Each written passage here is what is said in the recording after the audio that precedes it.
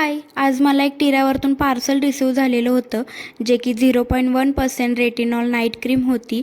All skin टाईपला सूट होईल अशी, आणि मला खूप दिवसापासून मागवायची होती म्हणून मी ती मागवलेली. आणि ह्या क्रीमचा रिव्ह्यू हवा असेल तरी पण मला कमेंट करा, मी नक्की शेअर करेल.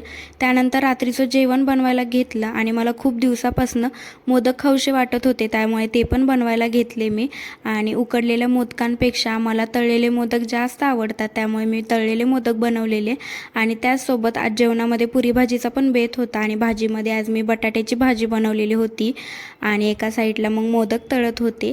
आणि आधीचा जर तुम्ही व्हिडिओ बघितलेला असेल तर त्यात जे मी कुरकुरे बनवलेले होते ते पण मी आज तुम्हाला तळून दाखवते कसे होते ते. खूप टेस्टी होते, तुम्ही नक्की ही रेसिपी ट्राय करून बघा.